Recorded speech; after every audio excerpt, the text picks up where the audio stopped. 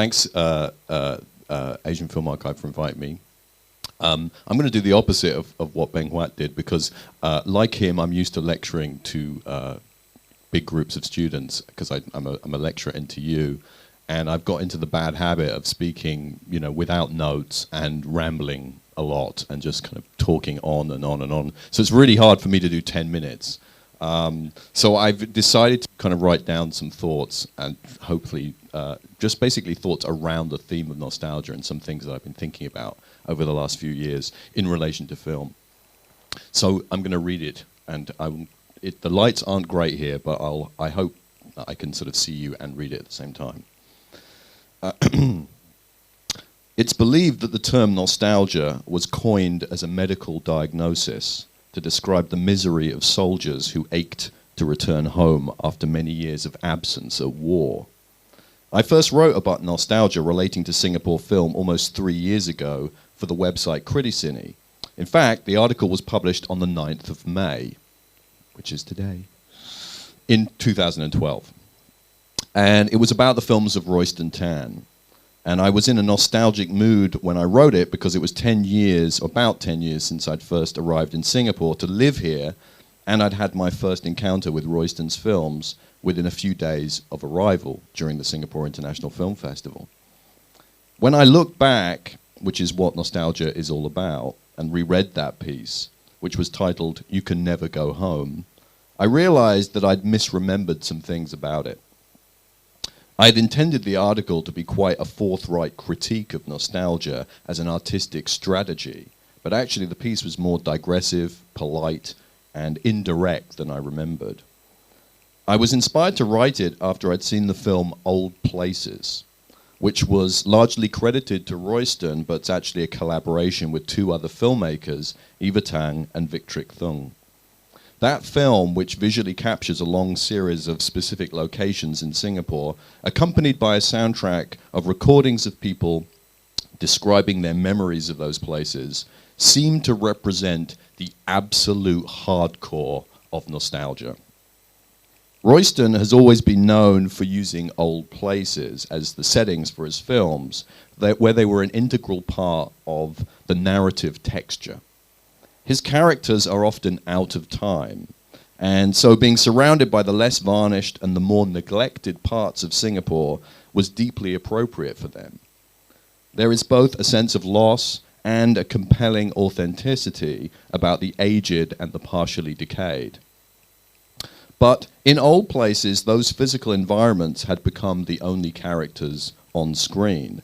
And I wondered if the sweet, sad syrup of nostalgia was actually spiked with stronger medicine. Was this deep yearning for the physical reality of the past a way of expressing anger about the futurism of the present, and more powerfully, a desperate plea for us to imagine alternative Singapores? Could nostalgia be subversive? Nostalgia is dangerous because it can easily be mistaken for history. The desperate ache to revisit the past is slippery, because once we have had a particular era evoked, the warmth of the emotional memory allows us to misremember, to selectively forget the harder, less pleasant memories. We romanticize and we fictionalize. I'm reminded of the phenomena in Germany in the early 2000s, which was called Ostalgie, where people who'd previously lived in the communist east of Germany began to get misty-eyed about a time before the Berlin Wall fell, an apparently simpler time evoked by brands of coffee powder, fashions, and makes of car. Conveniently, those under the spell of Ostalgie forgot about what these material things signified, the oppressive regime that exercised total control and surveillance over all its citizens. On the other hand, there is also a history of radical visionaries who have invoked nostalgia as a tool against modernity, against a certain kind of technological progress that could be seen as alienating and lacking humanity, and that seems especially relevant to Singapore. Old Places clarified that a nostalgic strain was emerging, not just in Singapore film, but in art and in the wider culture and the heritage industry here.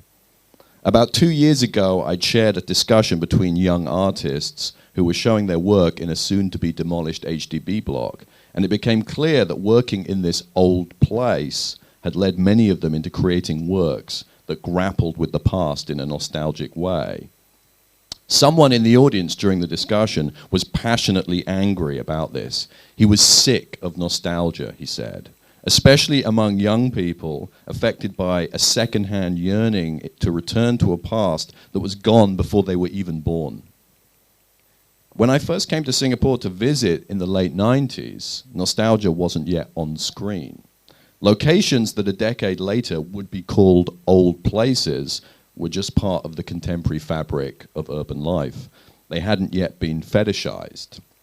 They hadn't yet become sacred portals to a disappearing landscape. The rundown Tiong Bahru coffee shop in Mee Pok Man was just a rundown coffee shop. Forever Fever may have been set in the late 70s, but it was a theatrical dressing-up box version of history, like a 1970s themed night in a 90s disco. And both of these elements, the rundown coffee shop and the dressing-up box version of history, are brought together by Royston in the short film Hoc Hiap Leong, which reimagines the past of a famous old coffee shop on Armenian Street in the kitsch musical daydream of a young customer. The film intensifies and romanticizes the present while playfully staging the past in a way that's not supposed to be serious or authentic. Sure, it's about a coffee shop as a portal to the past, and one that will soon be gone, but the power to remember and to imagine is something that can't be taken away. Not all depictions of history are nostalgic, and nostalgia itself can be presented without a film succumbing to sentimentality. Tan Pin Pin's documentaries feature subjects, characters, who are haunted by the past, who cling onto memorabilia, objects, photographs, and in the case of Ivan Polunin in Invisible City, a vast film archive, in order to try and make sense of their memories. Last week, I got a chance to see To Singapore with Love, which is all about people who are literally nostalgic in the true origins of the word. They ache to come back to Singapore, but it's complicated by the conditions under which they left, and the simple fact that the Singapore they wish to return to probably no longer exists. They are the soldiers who can never go home. Thanks.